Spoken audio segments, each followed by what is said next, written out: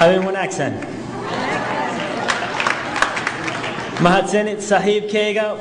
waliba aan wada shaqayno Ali Kunfuro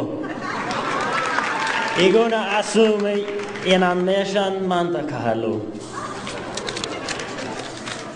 ma idin sheega sababta aan u bartay Soomaali maalin ayaan soo galay maqaayad oo aan weydiistay ano markaas ma aqoon erayga ano waxaan weydiiyey waxa lagu dhaho milk luqada Soomaali markaas ayuu yiri ano waan qoslay sababtoo ano Spanishka dabo waaye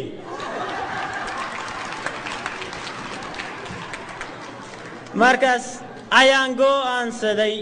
inaan Soomaali barto waxa ii awiyay inaan Soomaaliga barto waxa weeyay aniga baabuur maalihi waxa weeyay aniga baabuur maalihi marka waxaan kula kulma Soomaaliya jidka baska taxiga iyo suuqa Carmel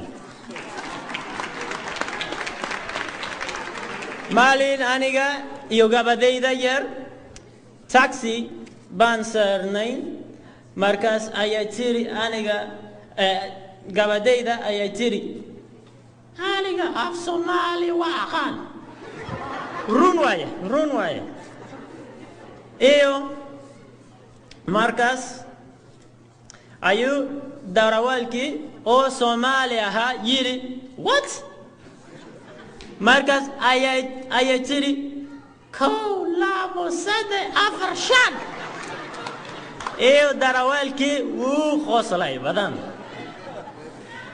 aniga markasta oo aan af Soomaali ku hadlo dadka way qoslaan mararka qaar wahanada suuqa Carmel markaas ayaan intaan gato shaah iyo sambusa ayaan la fariista odayaasha fadhi ku diriirka fadhiga wax wanaagsan dhaqanka Soomaali ma jecla inay guriga iska joogaan caafimaadka ayaa ku jira in banaanka loo soo baxo oo la sheekaysto asalkayga waxa weeye Swedish inkasta oo awoowayaashay mar hore ka yimaadeen Sweden wali asalkayga waan jecel yahay sidee darteed Swedish waan ku hadlaa luqada iyo dhaqanka waa muhiim carruurtaada af Soomaali bar kulana hadal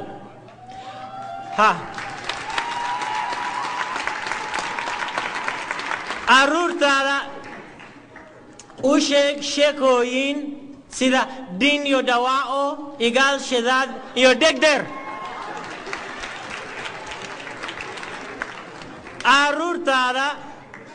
carruurtaada mahmaha Soomaali bar mataqana mahmaha waan jecelahay aqoon la'aan waa iftiin la'aan aqoon la'aan waa iftiin la'aan iyo imika waan dhamaanayaa waan heesayaa waxyar heestan waa manta wa maalin weyne manta wa maalin weyne manta marahen banane manta iyo waan sheegayaa manta waa maalin weyn run waaye manta waa maalin weyn oo jaaliyada Soomaaliyeed isku yimaadeen oo ay awoodooda isku keeneen mahadsanid